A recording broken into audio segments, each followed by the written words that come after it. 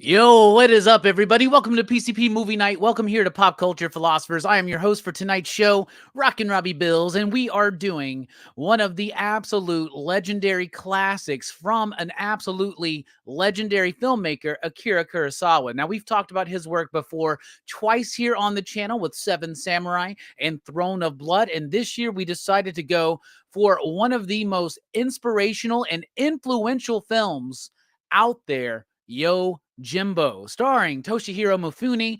Absolutely stunning movie. The direct inspiration for Fistful of Dollars and Last Man Standing. One of those movies is good, but they didn't clear it with Akira Kurosawa, and they had a little bit of legality issues there, but what a great movie. So in order to have a classic, influential, impactful, and legendary film discussed, we got to have a panel to meet it. So the best we could get was Jelani. What is up, my man? Station, I'm right here.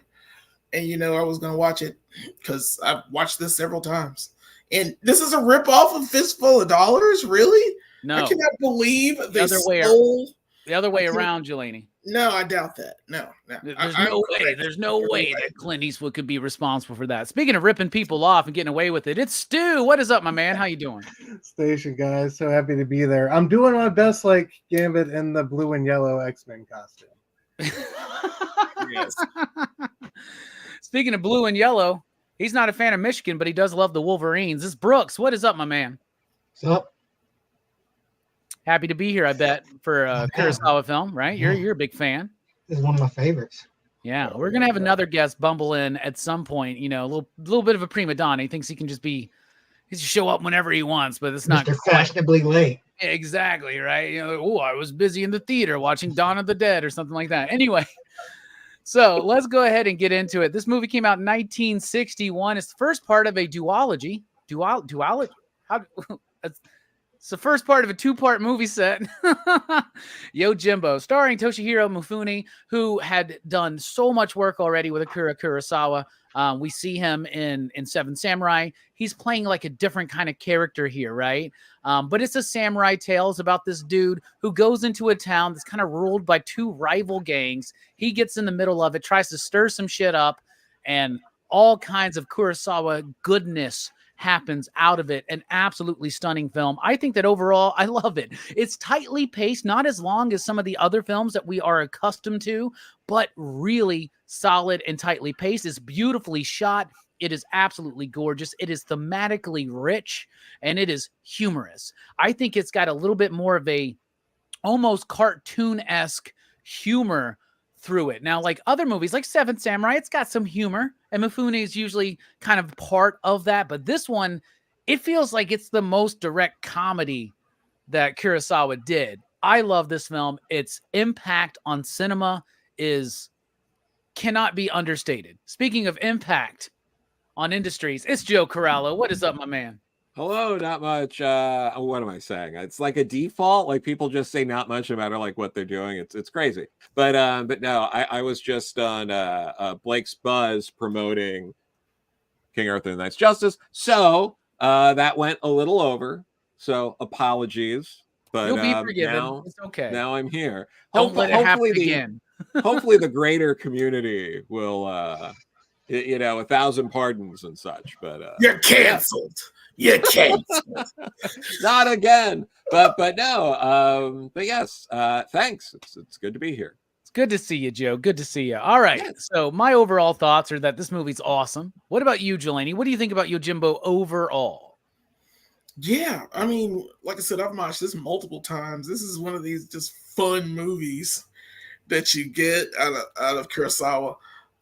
There's like a fun factor to this because the music makes it work well. And I know we're going to go into music so much, but like there's so many little things that the music does for this movie to make it lighthearted with the tone shift of it being a gang war, a violent and bloody gang war with strangely not enough blood for me. But it's it's pretty cool. I really love this movie. I have never watched it and been like, wow, this is boring, or wow, there's not much going on. This is well paced for me. It's so many little things that happen, and I watched it. That wasn't my original Japanese kick when I was watching movies, and I was like, yeah, subtitles are great. Now I'm the please dub it.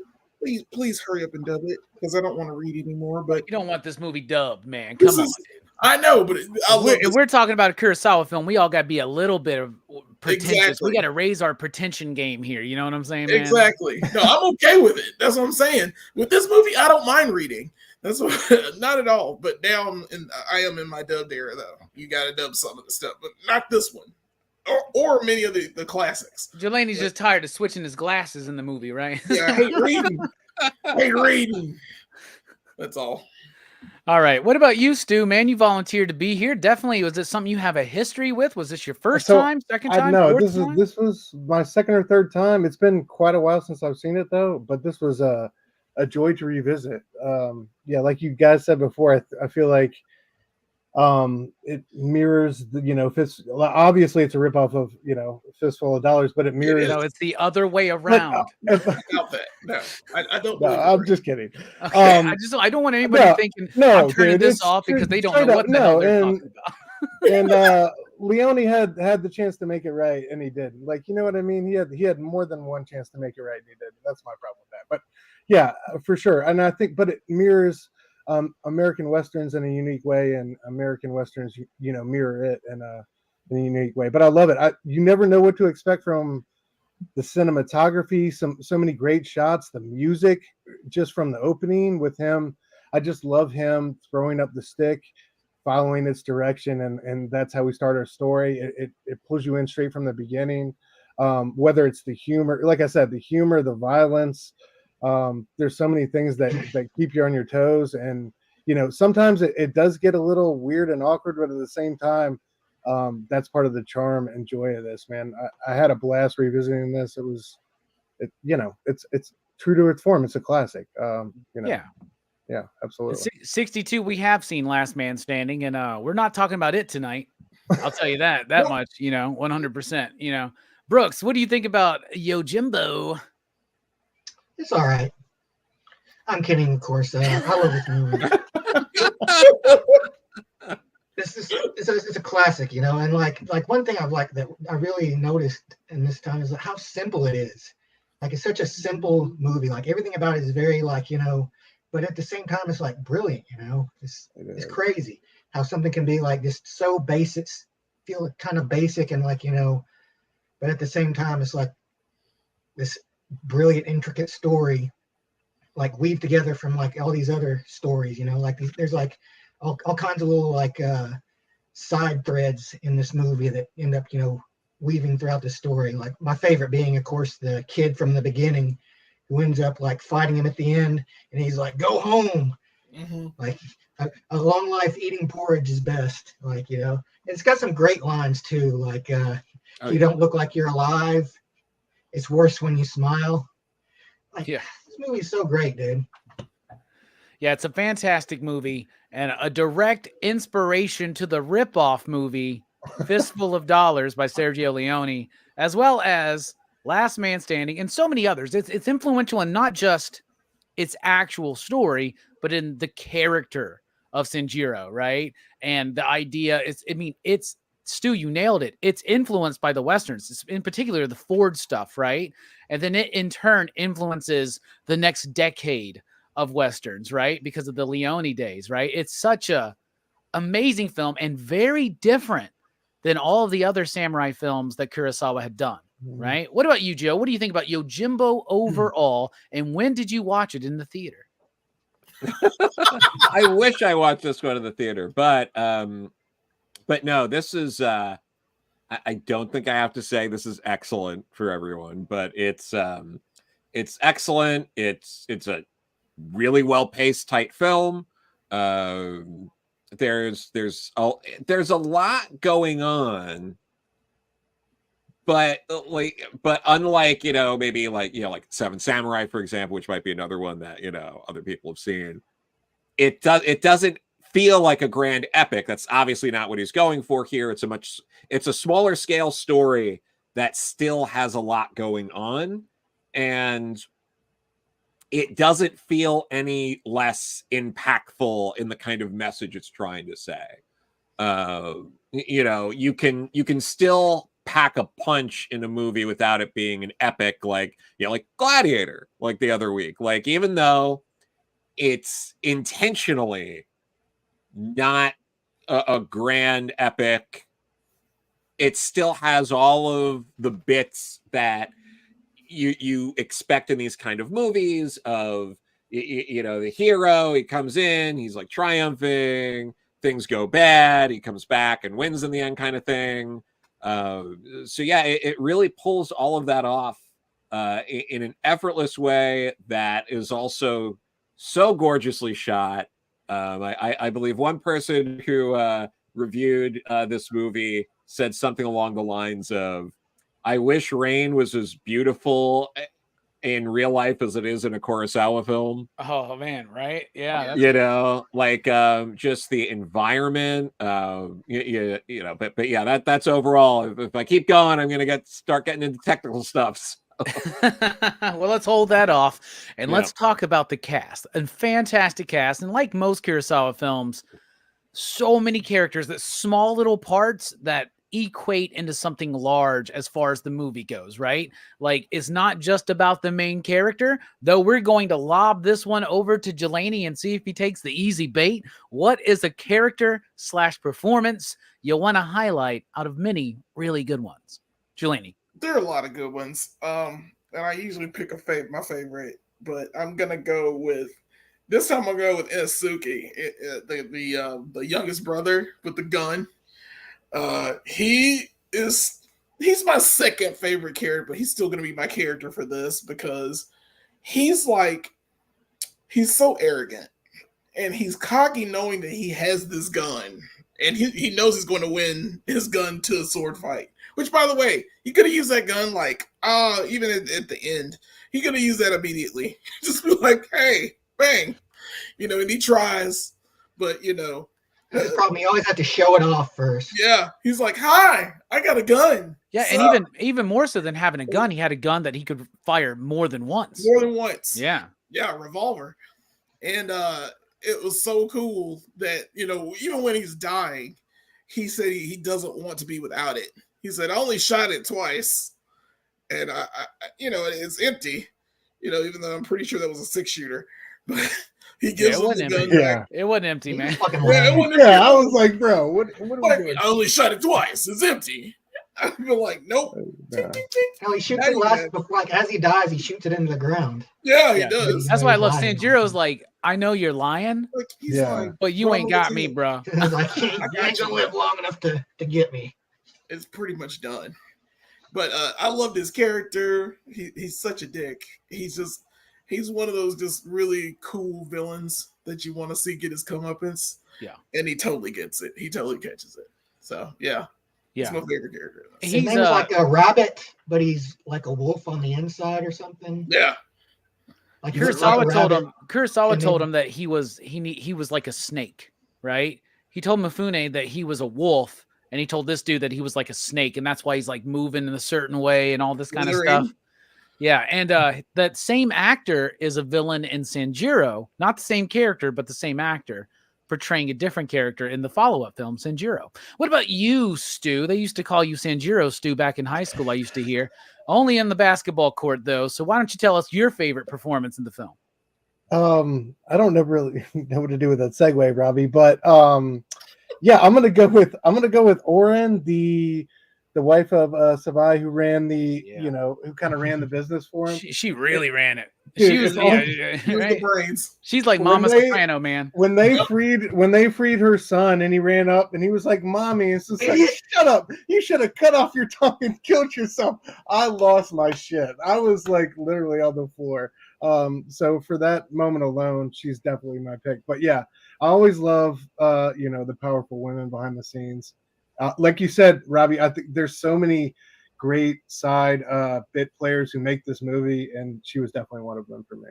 So yeah, I love the bit too when after like Sanjiro's like, you were trying to betray me, so I'm out. You know what I'm saying? She comes back. I'm just kidding. Yeah, like, that's just pillow talk, baby. Come on, yeah. I'm just joking. And she's the first one. It's like Odell and fucking Jackie Brown. He's like, I'm just kidding, man. I'm just playing with you. Speaking of playing with you, Brooks, what about you? What's a performance you want to highlight, my man? Well, obviously Sandro is an important part of the story, but I think a part that's just as important is the innkeeper, the old man who basically was that Ganji? Yeah. But yeah, like he's I think he's probably the second most important character in the story. It's just the fact, like, that he's the guy he's an established member of this community. And he's had to like sit and watch as these two like scumbags have like taken over his town and like just turned it into like a mass killing field. And like, he's trying to, like, this dude comes in and like, he's like, "You need to get out of here, dude. Like, this isn't a good place." But like, it's funny, like this relationship they have, because he starts out, he's like, I'll let you drink for free, just get out. And like over time, like, as Sanjuro starts, doing more stuff, he starts to see, exactly what his plan is. And that, he's like, oh, maybe he can pull it off. And like, I love that, he ends up being kind of the damsel in distress at the end that has to get rescued. He's all tied up. And that scene is so good, though. Yeah. Like the cinematography on that scene with him, like swinging while he's hung up. Oh, so good. And another great scene with him is when, like, after he sets the dude and his wife free, and he comes in, he's being all nice to him, and he's like, "Why are you being so nice to me?" He's like, "Oh, I know, you're a good guy." He's like, "I get it now." Shut up.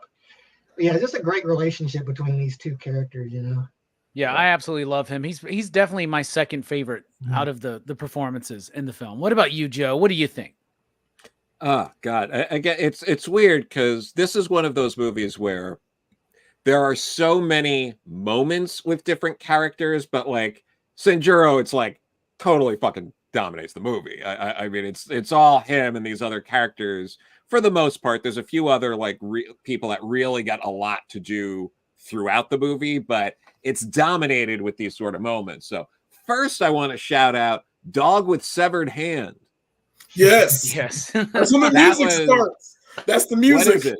Yeah. Because and one of the really cool things about that bit is how Kurosawa was like asking like his assistant directors and all that's like, okay, how are we going to frame this? Like, what idea are we going to use to set the tone? Because this is the moment that's going to set the tone for the movie.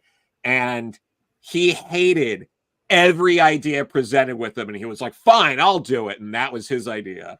Yeah, it was. So absolutely love that. And just in terms of performance, I guess I'll go with I don't want to butcher his name, but the character like the Kazimon, the mayor, the silk merchant guy.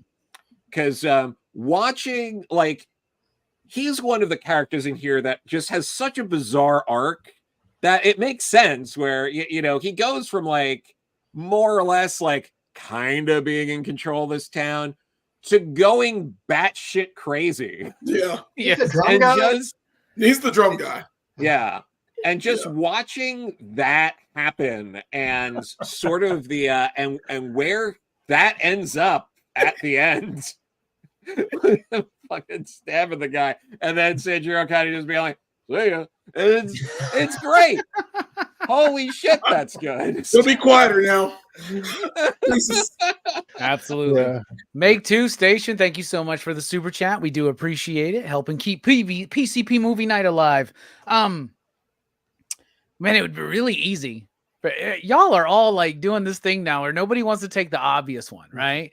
Like Toshiro Mifune, like as Sanjiro. Come on, y'all, right? Like, Yeah. Yeah.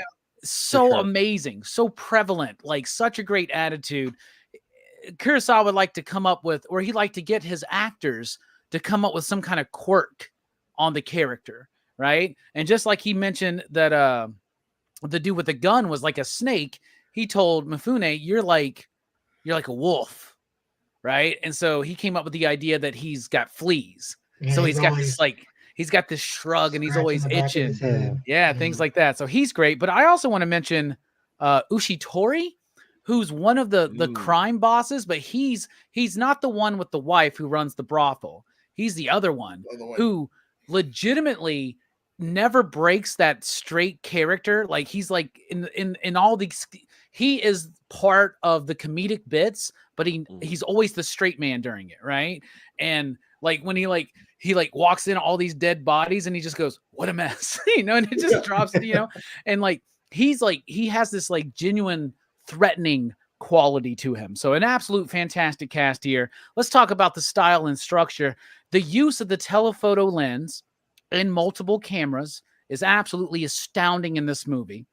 The framing, the composition, and it gives this kind of like deep, full focus kind of effect with the telephoto lens that they're using.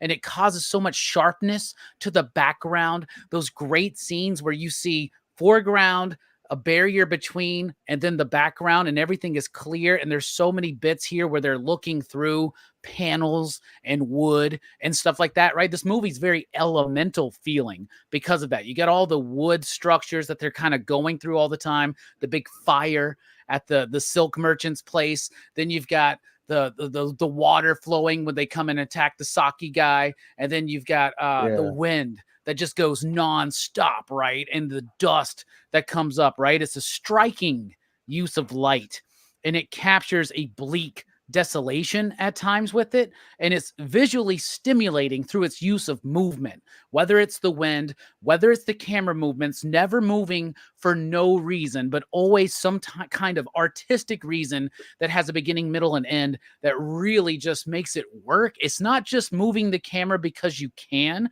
it actually has an effect to it, and it feels like a full, if you think of it like a music, it feels like an entire like piece within the larger piece. Every camera movement is so intentional. It is tightly paced. It doesn't ever meander or get boring. It's always feeling deliberate and measured, while at the same time maintaining a momentum. And the humor, I think, is a big part of that, interjected into the script, into the performances. Style and structure, top notches for me. What about you, Jelani? What do you think?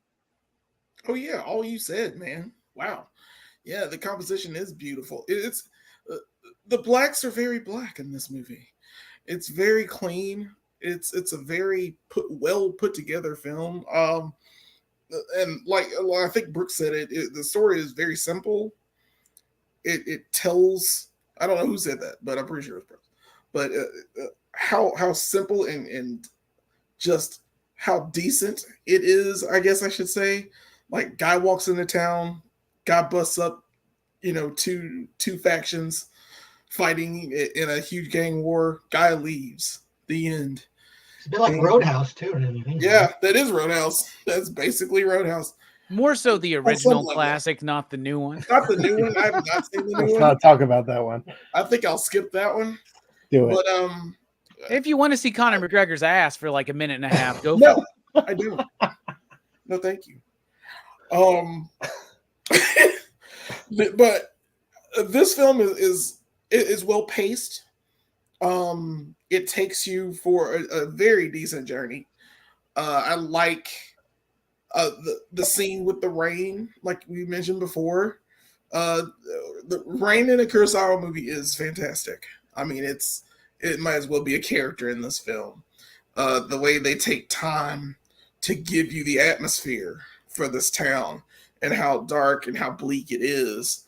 It tells a really good story for it. I don't know. I like everything about it. I mean, there's not much you can say about this film other than, I mean, it's a period piece that nails the period. Does it very well.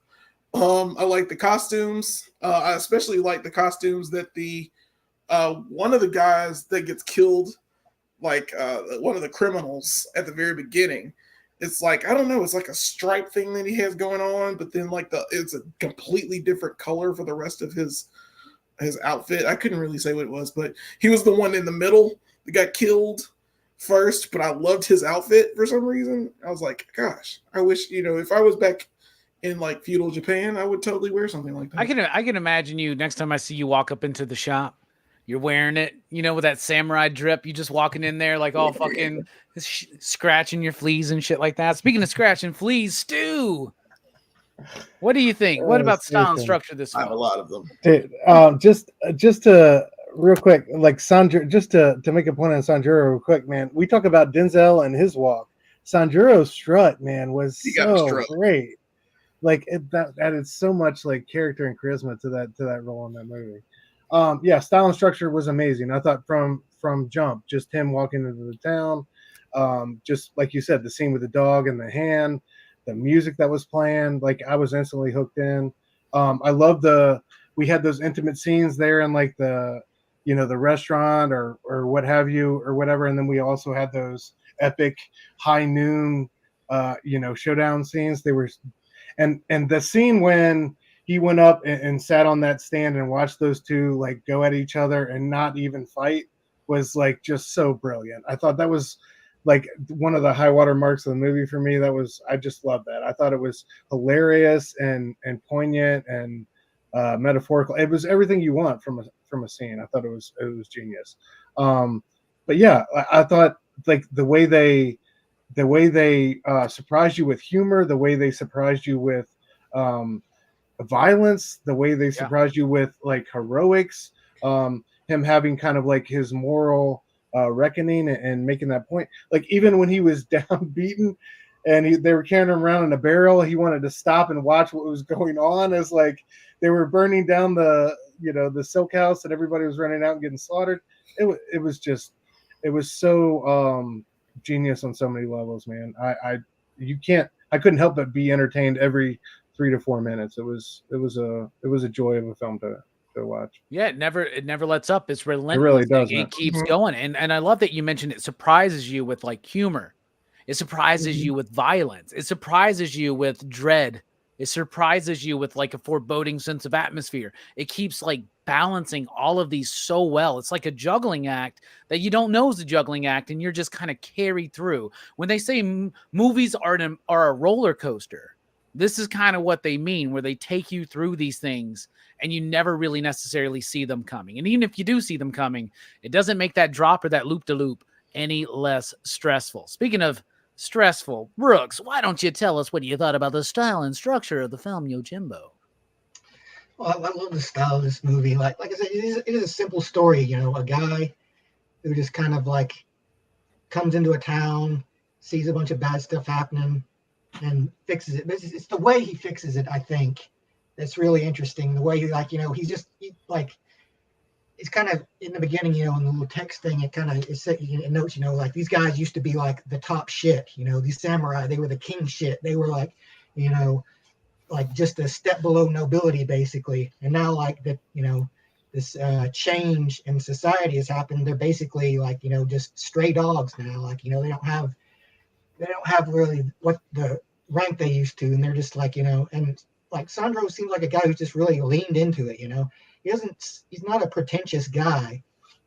He does have, that kind of a Japanese thing about manners, like, he knows that the innkeeper has to, be a good host to him at least. And, just like as a hero, he's so interesting. What's so interesting about him is that he has his own morality, and, he acts based on it, and he doesn't expect like any kind of accolades or anything from it. Like, he does the right thing for the sake of doing the right thing. And, that's one thing like that really works with him and how he affects the story is like, his decisions, even though he's just one guy caught up in the sea of fucking bullshit, is that he can pull off all these things. Like, he can save this dude and like, his family. He can get these criminal scumbags killed by their rivals, and then like in the end he can take out the other guys too. It's just like, it's the idea of a hero who is good. He's like a good fighter, but that's not how he wins. He wins by, using his brains and using like, what he knows about, his opponents against them, and having them like, basically take each other out. And then he just kind of comes in and sweeps up at the end. Very true. Everything you say is true, but there is an arc, I think, in the film where I do believe like he's a prideful dude, and that fucks him up, right? Because like he thinks, he is smarter than these guys, right? And he winds up getting so prideful about that's why he gets got, and he almost dies, dude. Right? Yep. And I think the decision he makes towards the end of the film is something that he comes to. I don't think it's something that he sets out to do. I don't think he's trying to do the right thing at the beginning of the film. I think at the beginning of the film, he's trying to make some money while clearing out people that deserve to die. Now, he does have his morality, like you were saying, right? But like he knows they're bad, so he won't feel bad about killing them. Yeah, but he does learn a little. He does pick up, I think, a little bit of nuance, especially after getting his ass kicked and having to drag his ass across. And the turning point is the woman too, like coming to the restaurant and trying to, begging with like her husband and child and stuff like that. Oh, I feel like it gives you like that sense too, like when he's doing something heroic, but he doesn't want praise. Just go, you dumbass! Like, get the fuck out of here! Like, what's wrong with people? I'll kill you if you cry. That's something that you get in Kurosawa movies, right? He seems to be on the side of the working man, and he is, but he does not like beggars, and that is something you can see in his movies. Like he has Kurosawa has a sense of pride. Maybe Shinjiro is like kind of representing that a little bit. So I think that's interesting to kind of dissect and think about. What about you, Joe? What do you think about the style and structure of the film? Oh yeah, no, it's there's a reason this has been copied over and over again. It's I mean, just from like the start, he just fucking picks up a stick, throws it in the air, and is just like, I guess I'll go this way. Like, just like like this guy who's just gonna go where the wind blows, just looking for fun. And it's this weird sort of juxtaposition in a way, because it's like he is on the surface, and I mean, this is something that Kurosawa plays with a lot in all of his like sort of samurai movies. Are on the surface, Sanjuro is the most dishonorable person. He is the Ronin. He is the one who is like fallen. He is the one who has no real purpose. And but all the people who have a life of their own or are working these like jobs or stuff, they're the ones who are corrupted by outside forces. And he is the one who remains uncorrupted. All of the corruption within him is purely from within, whereas all these other characters are these like outside forces that are sort of corrupting them, or this need for they need these other things, like his corruption, where he has that arc like you were saying before about his pride. It's all internal. It's even though he's like looking for money, he's not looking for wealth. While he's not greedy, right? Yeah, he's not greedy. He is looking for enough for himself. But he has the issue with pride that gets resolved later. And just being able to do that, but then I mean, just you could delve so much into the style, how insanely cinematic in a way that so many people tried to replicate, and I think a lot of people failed for many years, of just these gorgeous wide shots. The amount of shots in this movie that have multiple focuses that like Sanjuro is in the background of a lot of shots, but he's still somehow part of a dual focus. So true. And it's like technically it's a wild thing they pulled off. You know, and again, like those dual, like especially, you know, towards the end, I mean, every fucking Western ever rips that off. Yeah. Of just the like the wide shot of like the one guy and then like the gang coming at like you know, in this amazing Criterion Blu-ray, right? There's a making of thing or something like that they did as part of a series of films they did about Kurosawa's movies, and one of the cinematographers is talking about they're using the telephoto lens, and this is the second film Kurosawa did in widescreen, right? The first one was Hidden Fortress, then he did this one. And so he's still learning how to compose something in this ratio, in this aspect, right? But with the way they were doing the focusing and everything, he said that they didn't even have like the adapter or whatever for the lens and everything they need. They would like have to make something, like they would rig something up and duct tape it to the camera, and the cinematographer was getting right in there, dude. It's technically like levels beyond anything that was being done at the time, Joe, right? That's what you were saying. Pioneer. Yeah, absolutely. Hell yeah. All right, let's get into the music. The music is done by Masaru Sato. I love the music in the film. It is different than a lot of the music you see in samurai films from Kurosawa, right? It feels the same at points, but it's very different at other times. To me, it captures every tonal shift and atmospheric change in the movie. It goes from dreadful and foreboding to powerful, mysterious, and even comedic, and even at times almost going cartoon-like in a way, right? Yeah. And when it does that, it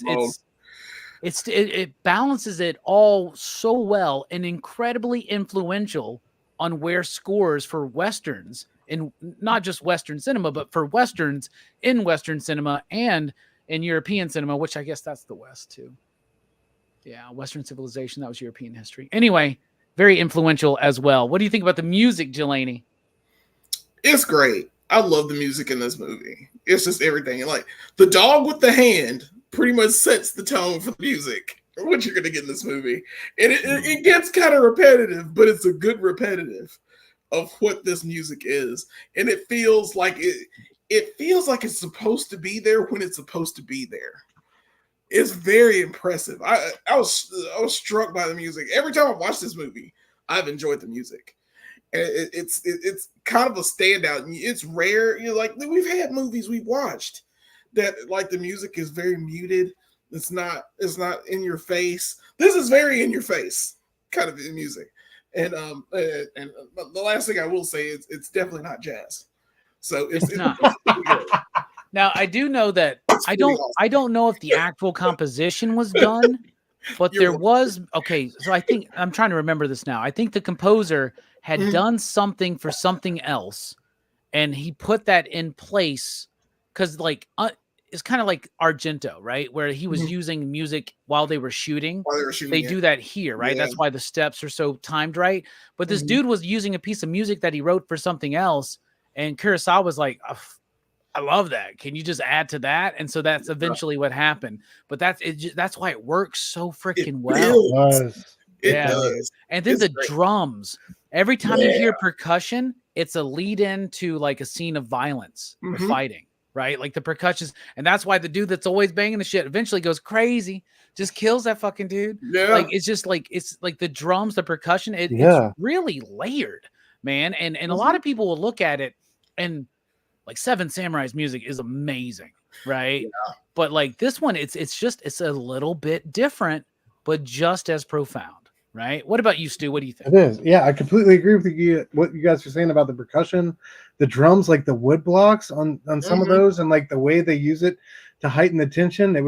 I went back and rewatched it again first because it was fire, and I just had to hear it again. And then second, I rewatched it muted, and it's like homeboy's just walking slow, like around a corner, but like at the same time, and like you said, Robbie, the way they time it up with the steps down, or the like you see it behind the stairs, like behind him. I thought it was brilliant, and there was never a time where I was watching it where it didn't that's kind of crazy that you say it was meant for something else, because there was never a time where I was watching it where it didn't feel appropriate for that moment and the end result, or what they were going for with that scene. So yeah, I thought it was a shining star of the movie, and something that grabbed me from the beginning and held me all the way to the end.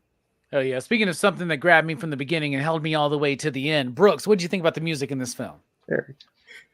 Well, the music in this movie is great. Like, and it's one of those movies where after I watch it, like I'll have certain, like, especially the Sanjuro theme, I guess, or like the main theme, the don don don don don da, da, da. That's been like, that's been stuck in my head for a while now, and it probably won't go away for a while. But I don't care because I love it.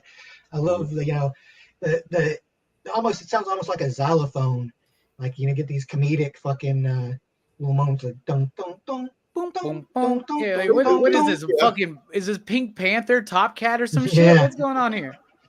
Yeah, but it works. It works, and it's great. It doesn't like clash with the movie, like despite being so kind of almost it kind of like walks up to the line of being ridiculous at times, but it's still great. The only thing that would make the music better in this film is if for every 5 minutes it goes something in the way. Joe, what do you think about the music? Yeah, no, this is it's a great score. It's definitely, like, I love Seven Samurai. This is a more like fun score. It feels more playful with the movie, obviously, at different times, but also it feels ahead of its time. Like, I could easily see this. You could drop this score in movies or anime or like other things years, decades later, and it feels fresh. Like there's just something about it. Like it adds to the movie so much. It just gives it like this sleek, cool feel. And there are some moments like in it directly where I'm like, oh, you could just drop that shit in like Cowboy Bebop or something, and I wouldn't miss a beat. I'd be like, oh yeah, isn't that from Cowboy? Like you wouldn't even think about it. Like it's such a good score that does such a good job of, like I was saying earlier with that, like Seven Samurai feels epic and the score lends itself to that. This is like a smaller thing. There's dark moments, there's fun moments, and the soundtrack and the score here really emphasizes all of that, and you get like sort of that full spectrum of feelings that you're supposed to have while watching the movie. Yeah, absolutely. I love how it's not like you keep saying, Joe, and you're right. It's not a big epic. It's not like Seven Samurai. It's not one of these big sweeping things, right? But it's like, it's episodic, right? Yeah. And then this with Sanjuro, like, what sucks is that Toshiro Mifune and Akira Kurosawa kind of had a falling out in the mid-'60s. They could have kept this going. This character could just be alive. You know what I'm saying? Like you could have like 5-6 movies out of this. Why do we got 10 Fast and Furious films and they got to split the 10th one into 2? Like why like all these Mission Impossibles? Like this is what we needed a 10 picture franchise for, is something like this, because technically solid, great performances, brilliantly shot, great music, but it is thematically rich. There are layers upon layers about this film. Now, one thing I will say to set this all up, no matter what the period that Kurosawa is covering in his picture as the subject, it is always about contemporary issues in Japan as well. And that's one of my favorite things. He's kind of like a Romero, right? And like a George A. Romero in a little bit, right? It doesn't matter what the subject is. He's using those themes to bring in an idea about what's going on in society, which makes this, like most of his other films, a very historically significant piece thematically, and not just to the period that the movie is set in, but the time it was made. So what do you think, Jelani? This movie, let's dig a little deep. What's the movie's theme to you? What's it speaking?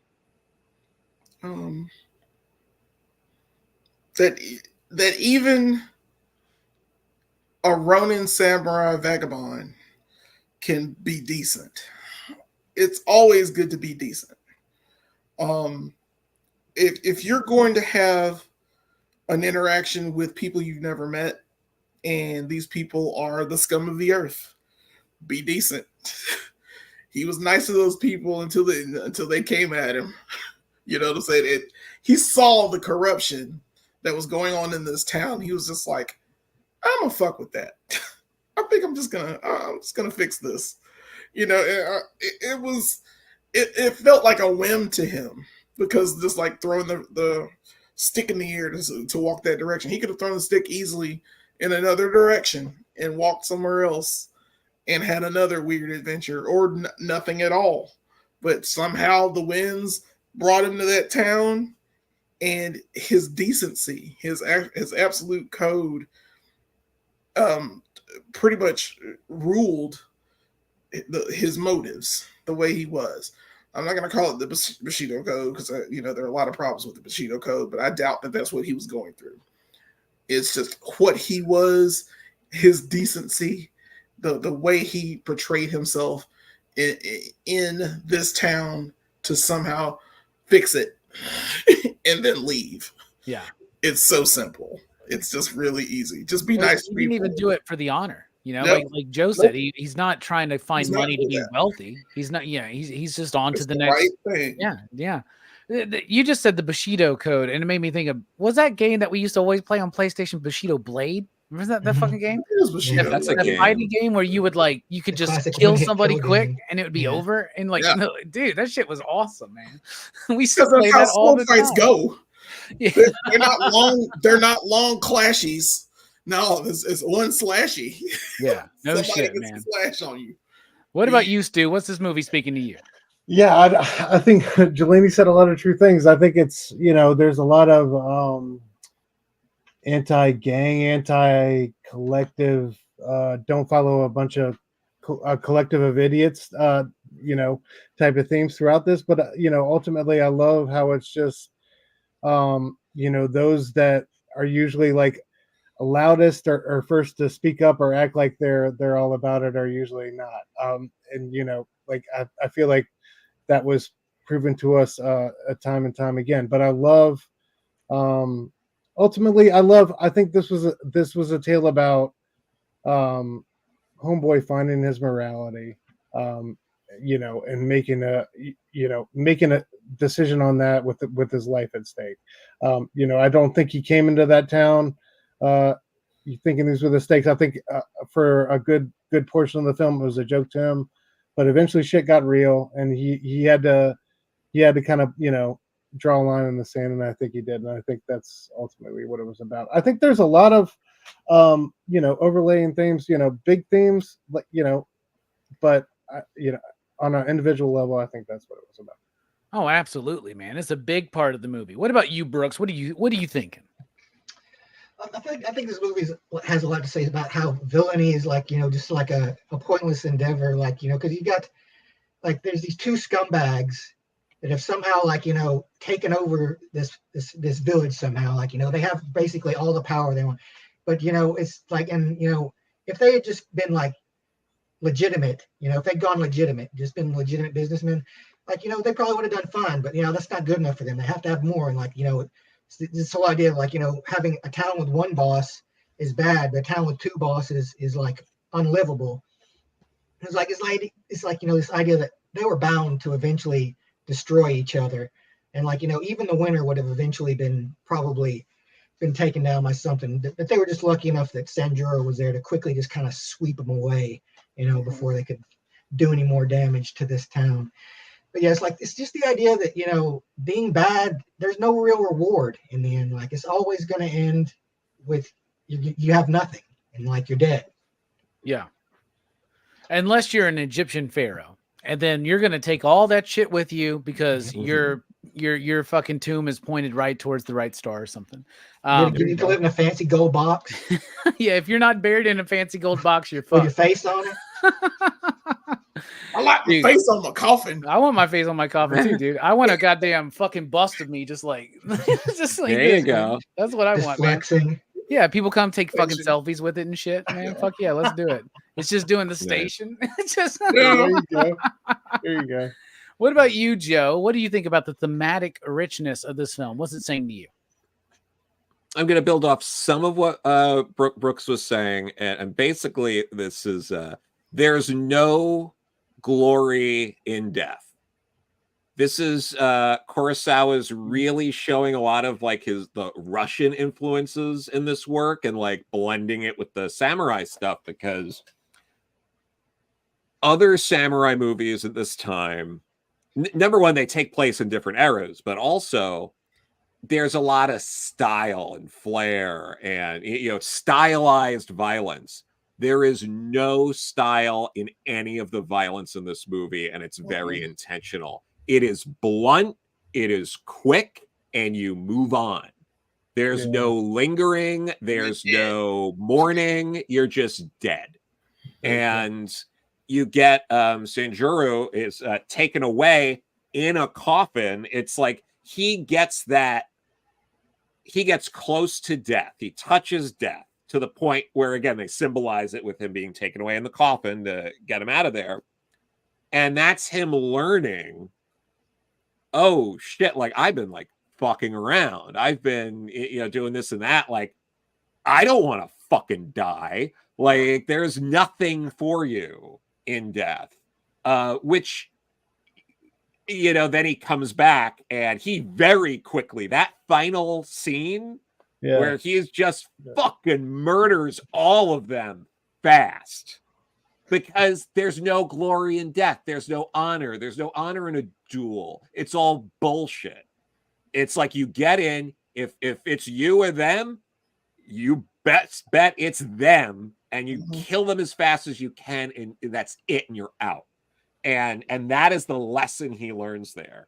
You know, which is counterintuitive to, you know, like earlier in the movie, oh, he's watching them fight each other. It's a lot more playful. It's more of a game to him. He learns that very like cold, harsh lesson. And I feel like that's probably like really like the biggest takeaway I think you can get from this movie. Hell yeah. Hell yeah. So proud of all y'all. Y'all always nail it. I agree with everybody here. What I will add is this. It's also knowing that Kurosawa likes to apply a contemporary theme even in a period piece. It's a response to the rise of capitalism and consumerism in a post-war Japan, right? We're talking about 1961 when this movie is made, and Japan is changing now. Capitalism, industry, consumerism, it's coming in.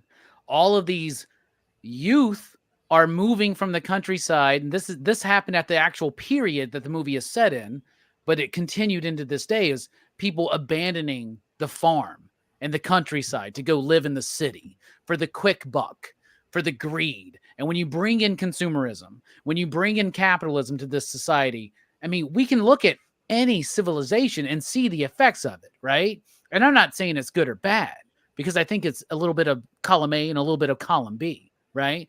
But you're seeing these young people go into this town trying to take the easy way. Well, I want to go in there and be a gambler. I want to go be a gangster. I want to go make some fucking money. This is Goodfellas.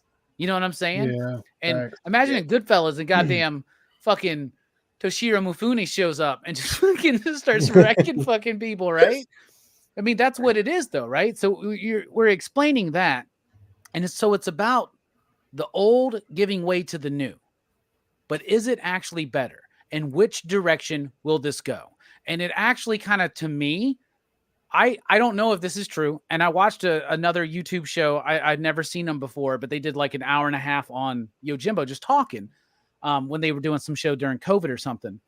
And this guy mentions he feels like at the beginning of the movie when Sanjiro's throwing that stick up in the air and he goes, which path?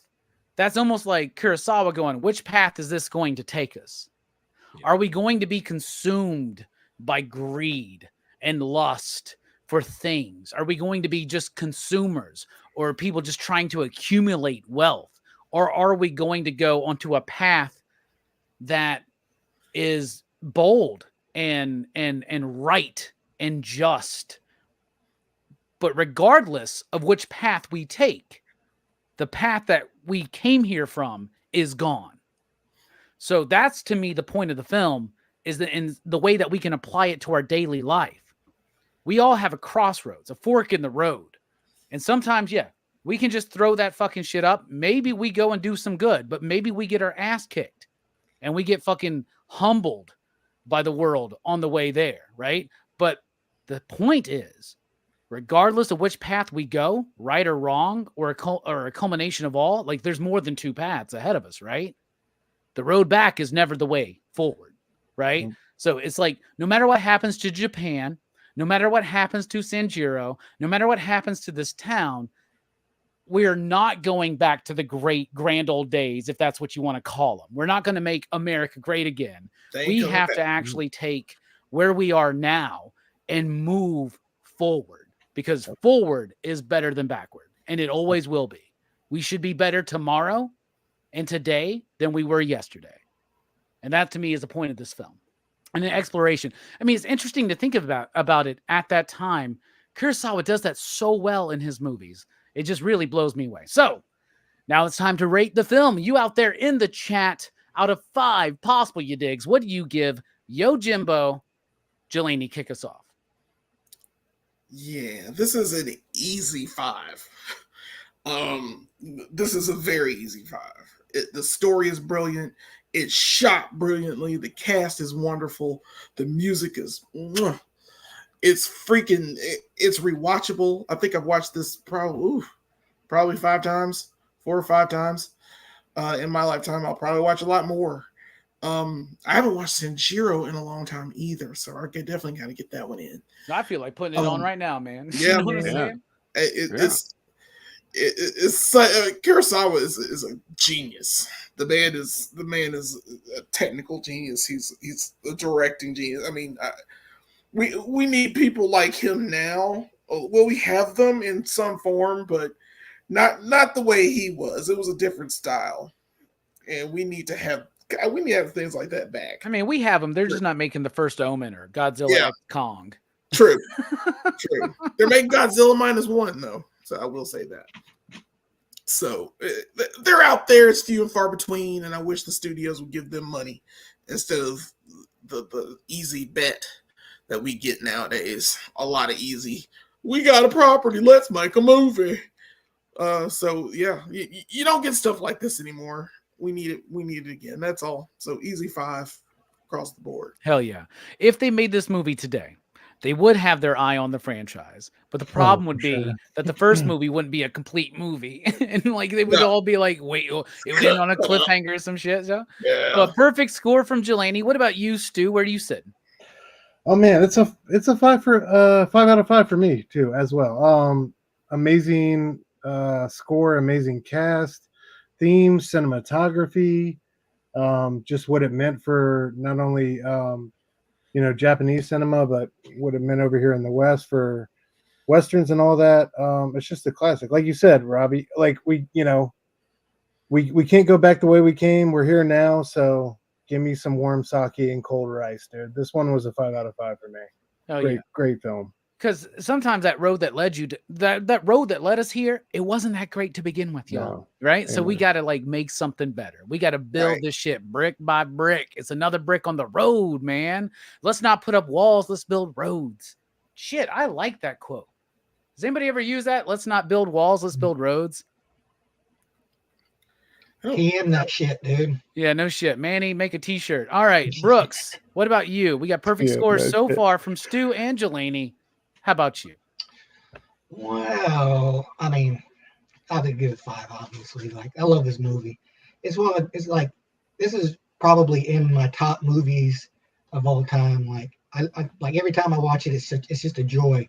Like, it never feels like long. Like, it's just like, it's such an enjoyable experience all around. Like, both the story, the characters, the music, like everything is just like so good that like I can't, like if there was like the idea of a perfect movie, which I don't think exists, this would be about as close as a movie would get for me to being like the perfect movie. Well, there is a perfect movie, and that's called Cyborg, starring Jean-Claude Van Damme, as our numbers would prove. But no, Not on that absolutely. Make Sandro a cyborg. What about you, Joe? What you sitting on? Yeah, I mean, it has to be a 5. Like, I mean, Kurosawa has probably a lot of movies I would give a 5. He's one of the absolute greatest of all time. It's hard to think of a ton of directors that have put out more better work as often as he did, that not only was good but was influential. I know, like, sometimes, and I'm sure we've done movies on here that are like influential, but they're maybe not a 5, but they're like, oh well, they did all these things, they influence this and that, but Like, it's still a very flawed movie. Yeah. Like Police Academy 2, and things like that. Exactly. So but yeah, it's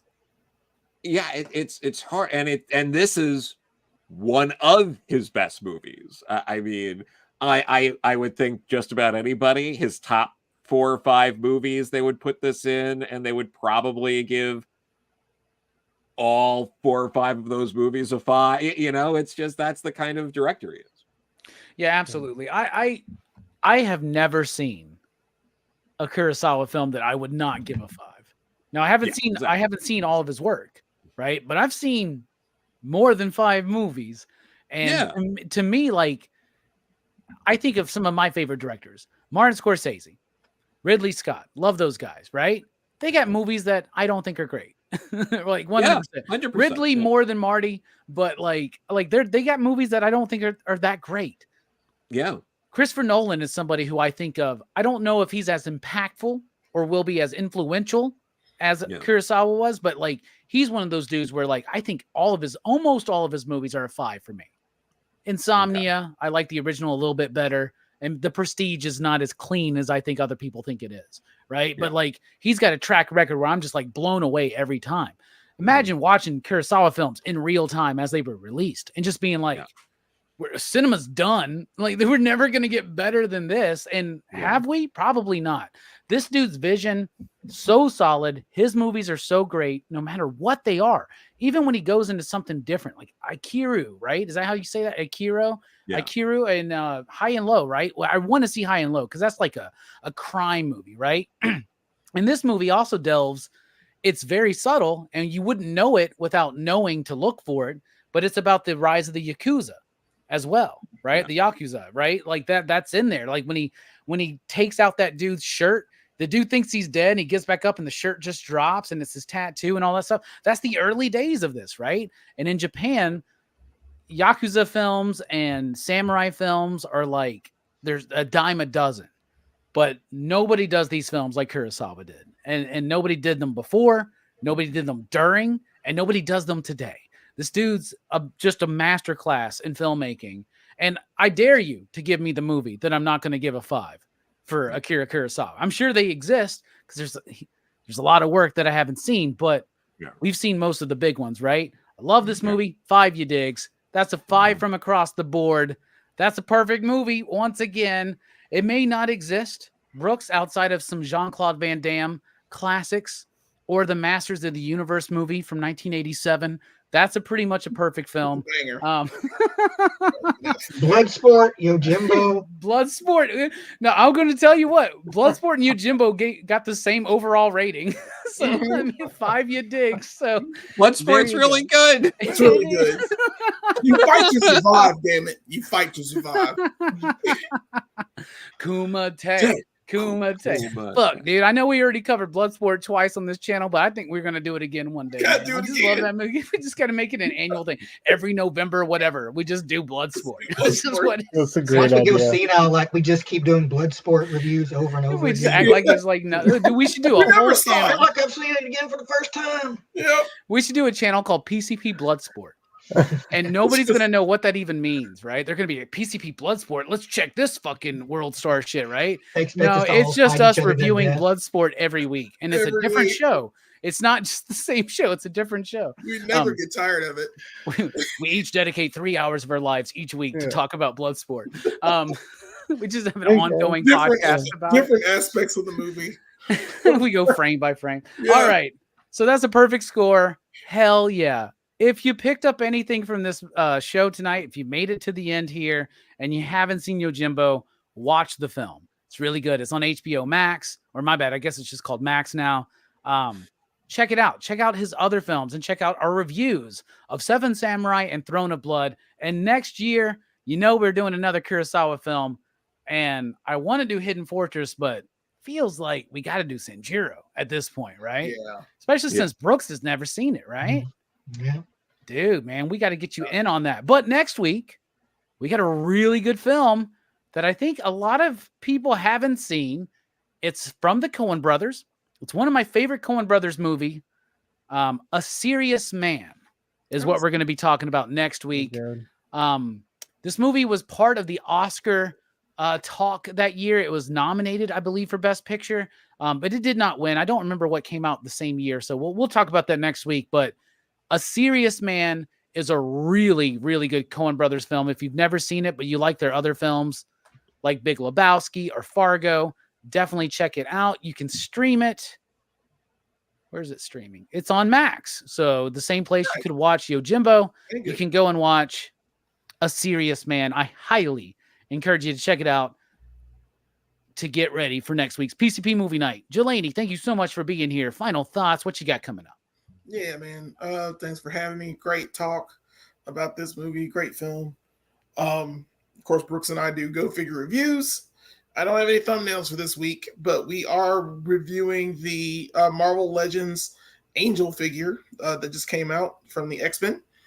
And we also are going to do one of our G.I. Joes. I'm not sure what G.I. Joe, but we'll pick it up. Check us out. It will come out sometime this week. So check us out on our channel, sub and subscribe. It's been a rough going, but we're still making it. Every day we get one more subscriber, I feel better about it. So you gotta keep grinding, man. No matter what wherever the fork in the road takes you, man, you gotta be like Sanjuro and just fucking slay that shit. Yeah. Somebody please throw a link out to all these fantastic channels, by the way, in the chat. I see a lot of blue wrenches out there. Speaking of blue wrenches, Stu, you can dodge a blue wrench if you need to. What you got coming up, my man? Station, guys. Thanks so much for having me. Always enjoy hanging out with you guys.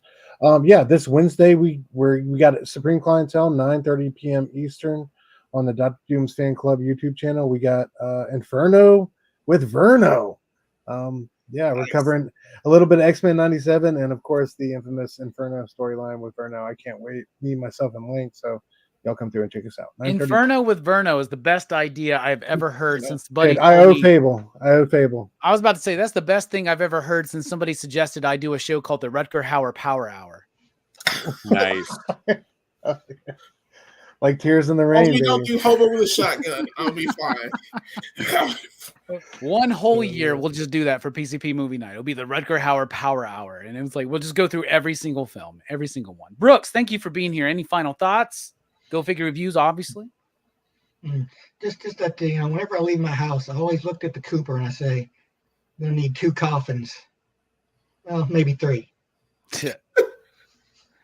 How are you going to act like you just inspired by this movie, by the way, if you're Sergio Leone, but you literally like quote the fucking movie? Like, I'm just saying. It's so weird, man. Joe, thank you so much for being here. You got something, you got a lot of somethings coming up. Why don't you tell us what's coming up for you? Yeah, no. Was it? I showed this briefly before, but the King Arthur and the Knights of Justice graphic novel. It's out next week. It's 23rd and 24th. There's some really great, fun fantasy action adventure going on. So really hope people check this out. I watched the show as a kid. It's crazy to be able to be a part of this like reboot, basically, of the franchise, so to speak. So that's big. It's my first YA graphic novel. And then I also have the story in the DC Pride celebration of Rachel Pollack. It's a 10-pager. Hell yeah, that I did with Rye Hickman and John Workman, who lettered the original Rachel Pollack Doom Patrol run, came back to letter this. It's heavily features, Kate Godwin, Coagula, a character that Rachel Pollack, had created. There's a bunch of, I crammed so many fucking Easter eggs into this from Rachel's run. Anyone who likes or is familiar with Rachel's run will find a lot of stuff to enjoy from that. And there's there, also bro? You got cod piece in there? I don't want to spoil anything, but there are other Rachel creations that show up in there. Yeah. Hell yeah! Everybody go check those out. So that book's out next week, Joe. The King Arthur one. Yep. Yeah, that's funny. I haven't had you send me a PDF of it. Yeah, it's funny. I guess I got to open up my diamond boxes, and. Right. Oh no, it's fine. No, it's fine, Joe. I just thought we were homies like that. It's fine that it's fine. I'm just kidding, man. I'm just joking.